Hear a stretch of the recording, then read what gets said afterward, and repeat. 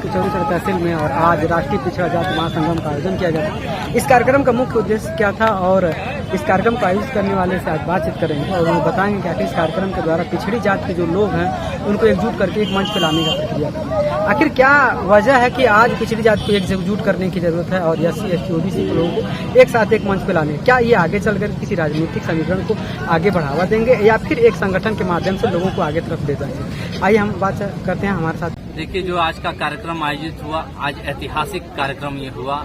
वो भी चौरी चौरा के इतिहास में एक नया अध्याय जुड़ा है। एक चौरी चौरा की जन क्रांति थी और आज इस माई दिया पोखरी मैदान से OBC की नई क्रांति की शुरुआत हुई है, जो दलित पिछड़ी एकता को लेकर के थी, जातिगत जनगणना को लेकर थी और अपनी भागीदारी, आबादी के अनुसार भागीदारी की मांग को लेकर के थी। और जो दलित और OBC समाज है उसकी जो आंख पे पट्टियां कुछ लोगों ने बांध दिया है, आज OBC समाज ने खुद आकर के अपने दलित पिछड़ी एकता को प्रदर्शित करते हुए उन पट्टियों से आज अपना आंख पर से उन पट्टियों को हटा लिया, क्योंकि आज तक वो ठगी हुई थी। और आज देखिए, मुट्ठी भर लोग राज करने का काम करते हैं, मगर देश का जो बहुमत है 85% है, वो कहीं न कहीं आज ठगा गया और खासकर उन नेताओं के द्वारा ठगा गया जो इन जातियों के नाम पर, इस समाज के नाम पर इनके वोट को लूटने का काम करते हैं, बहारने का काम करते हैं, मगर केवल अपने परिवारवाद की राजनीति करते हैं। और जब सत्ता में रहते हैं तो उनको जातिगत जनगणना नहीं याद आती है, और जब सत्ता से बाहर आते हैं तब उनको याद आता है कि भाई जातिगत जनगणना करना क्यों? जनता के वोट को उनको मूर्ख बना के उनका वोट लूटना चाहते हैं। मगर ये अब 21वीं सदी है साहब, जनता होशियार हो चुकी है। उसको मालूम है कि अभी तक हम ठगे हैं, 1 बार ठगा, 2 बार ठगा, 3 बार ठगा, बार ठगा, मगर इस ठगैती के धंधे को अब OBC आर्मी बंद कर देगी। आज जो ये हुंकार चौरी चौरा की धरती से उठी है वो बड़े दूर तक जाएगी। और हमारे पास बाबा साहब के द्वारा दिया गया संविधान है, उनके द्वारा दिए गए आर्टिकल्स हैं, जिनके द्वारा वोट की चोट पड़ेगी। चौरी चौरा का तो आंदोलन में क्रांति हुई थी, हिंसात्मक आंदोलन हुआ था, मगर ये जो क्रांति है ये वोट की क्रांति होगी।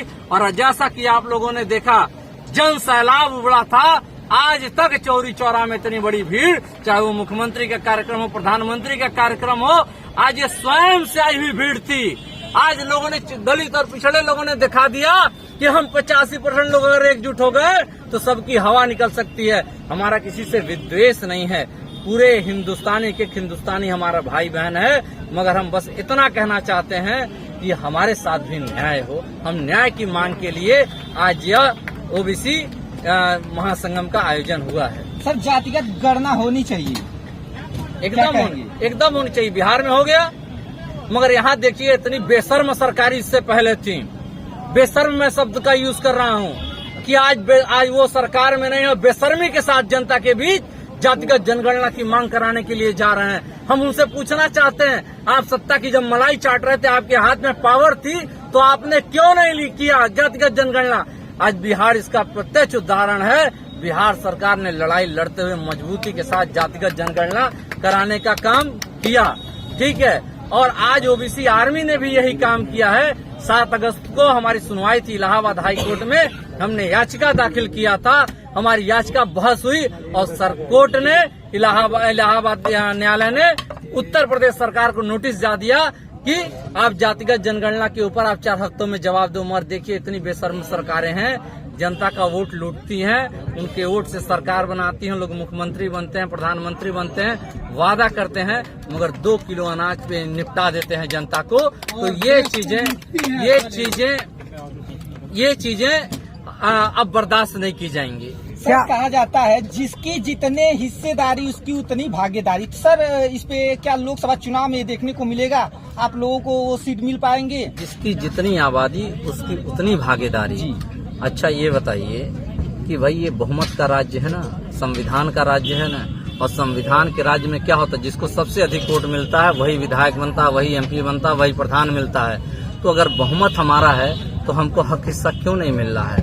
लड़ाई इस बात की है कि सबको मिले। हम तो कहते हैं जिसकी जितनी आबादी, चाहे वो किसी धर्म से हो, किसी समाज से हो, किसी जाति से हो, उनकी आबादी के अनुसार उनका हक अधिकार मिलना चाहिए। जातिगत जनगणना के लिए और आबादी के अनुसार भागीदारी करने के लिए ओबीसी आर्मी संकल्पित है। क्या अभी चंद्रशेखर आजाद की तरह से ओबीसी आर्मी बनाकर नई राजनीतिक सफर तय करना चाहते हैं क्या? नहीं, राजनीतिक सफर देखिए, एक स्वार्थ की राजनीति होती है और एक अपने समाज की याद होती है, एक पार्ट ऑफ द हिस्ट्री बनने की राजनीति होती है। बाबा साहब भीमराव अम्बेडकर ने कानून मंत्री पे लात मार दिया था। क्यों मार दिया था वो किसके लिए, लोगों को पता ही नहीं। हम अपने पिछड़े समाज से कहना चाहते हैं कि बाबा साहब को पढ़ने का काम करो आप लोग।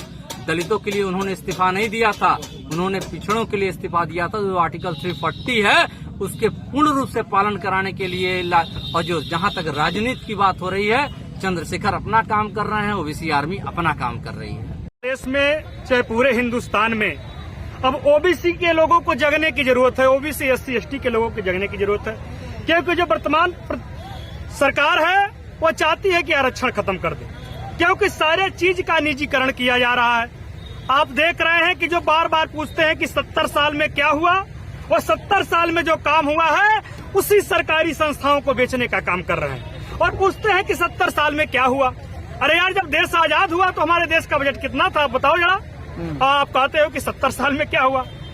उत्तर प्रदेश सरकार तो लाइन ऑर्डर पे कह रही है कि हम बहुत बेस्ट काम कर रहे हैं, अभी कानून व्यवस्था ठीक हो गई और गुंडागर्दी समाप्त हो गई, लोगों को रोजगार दे रही है, तमाम विकास की योजना को गिना रही होगी। क्या बात कर रहे हैं आप लोग भाई साहब, लाइन ऑर्डर से ही हो गया। उत्तर प्रदेश में कहा नहीं प्रतिदिन हत्याएं हो रही हैं, ओबीसी ST समाज के लोगों को सताया जा रहा है, जाति और धर्म के नाम पर लोगों को बांटा जा रहा है। आप लोगों के माध्यम से, बिकाऊ नहीं टिकाऊ मीडिया के माध्यम से मैं पूरे देश को बताना चाहता हूं कि यह सरकार धर्म के नाम पर आई है, प्रभु श्री राम के नाम पर वोट मांग कर आई है, और जो धर्म के नाम पर आए हैं केवल और केवल जात में बांट करके, आपने देखा होगा जात में बांट करके सत्ता में रहना चाहते हैं। 10 साल हो गया, जरा काम बता दो साहब, कितने काम किए आप। ये सरकार कहती है कि राम के नाम पे आए तो राम मंदिर भी बनवा दिए, तमाम योजनाओं को लेके आ गए, गोरखपुर में ही समेत पूरे उत्तर प्रदेश में सरकारी जो AC बसें हैं वो चलवा दिए, विकास का रोडमैप तैयार हो गया। SC ST OBC के लोग घंटा हिलाए जा करके। अरे सारे हिंदू धर्म की ठेका तो हम ही लोगों ने लिया है साहब। आप देख लो, जब कांवड़ यात्रा निकलती है तो हिर गरेड़ी कोयरी कुर्मी धोबी पासीनाई लाइन में लेकर के कांवड़ यात्रा लेकर चलता है। जब कांवड़ यात्रा समाप्त हो जाती है, इधर जो है कि पंडाल लग रहा है, हमारे ही बच्चे जो है कि हिर गरेड़ी कोयरी कुर्मी धोबी पासीनाई के बच्चे जो है कि डीजे पर डांस करते आपको मिल जाएंगे। लेकिन वही जब हिर गरेड़ी कोयरी कुर्मी धोबी पासीनाई का बेटा आपसे रोजगार मांगता है तो आप लाठी बरसाते हो, और आपके धर्म के एजेंडे पर जब हम चलते हैं तो हमारे ऊपर फूल बरसाते हो। बेईमानी, फिर बेईमानी। तो किस माध्यम से आप ओबीसी ST ST को एकजुट कर पाएंगे? मैं ओबीसी ST ST समाज के लोगों को जगाने आया हूँ, मैं देश के युवाओं को बचाने आया हूँ कि आप शिक्षित हो, क्योंकि ये सरकार शिक्षित होना नहीं देना चाहती है, क्योंकि जानती है कि जिस दिन समाज के लोग, ओबीसी ST ST समाज के लोग, छात्र नौजवान जिस दिन शिक्षित हो जाएंगे, अपने हक और अधिकार की लड़ाई मांगेंगे, रोजगार मांगेंगे, हमारे किए हुए वादा को मांगेंगे, धर्म के नाम पर हम नहीं बरगला पाएंगे। इसलिए बार बार वो धर्म का एजेंडा चलाते हैं। हम लोगों को कहते हैं कि धर्म और जात के मध्यम में मत पड़ो। दुनिया में अगर सबसे बड़ा कोई धर्म है तो इंसानियत है। अगर कोई चीज होती है तो इंसान को चोट होता है। आपने देवरिया का कांड देखा होगा, देवरिया में कोई छह हिंसा नहीं हुई है, कोई यादव और ब्राह्मण नहीं मरा है, अगर मरा है तो इंसानियत मरी है। और पूरे प्रदेश में इंसानियत की कत्ल हो रही है, और राजनीति में बैठे हुए लोग राजनीति सेकने का काम कर रहे हैं, जिनसे सरकार नहीं चल रही है, जिनका कानून व्यवस्था है, जिनको सारे लोगों को समाज को लेकर चलना है, आज देवरिया में अहिर और ब्राह्मण कर रहे हैं। क्या जाने नहीं गई है? देश को कहाँ लेकर जा रहे हो आप? आपको इन सब बात बोलने से उत्तर प्रदेश में योगी जी की सरकार है, डर नहीं लग रहा है कि आप उनको खुला चुनौती दे रहे हैं? देखिए, उत्तर प्रदेश में किसी को मैं चुनौती नहीं दे रहा हूँ, मैं अपने युवाओं को जगाने का काम कर रहा हूँ। आप जागो और बोलो, अपने हक और अधिकार की लड़ाई लड़ो। जब तक आप लड़ोगे नहीं तब तक ये आपको छोड़ने वाले नहीं हैं। आपको अपनी हक और अधिकार लड़ना होगा। धर्म और जात की राजनीति मत करो, आप शिक्षित बनो। 24 प्रधानमंत्री कौन होना चाहिए? देखिए, 24 में प्रधानमंत्री हमारे समाज से नहीं, पूरे देश के समाज से ऐसा प्रधानमंत्री हो जो धर्म की राजनीति न करता हो, जो जाति के मजहब में न फंसाए, जो देश को जाति और मजहब और धर्म से लेकर आगे जाए, जो लोगों को रोजगार के मुद्दे पर देखिए। युवा सबसे ज्यादा प्रताड़ित अगर उत्तर प्रदेश में है तो युवा प्रताड़ित। इंजीनियर अमरजीत है, मदन मोहन मालवीय से मैं एमटेक हूँ। एक छोटी सी संस्था हमारी है भारत नवनिर्माण सेना, ये कोई पार्टी नहीं है, बार बार मैं बता देना चाहता हूँ।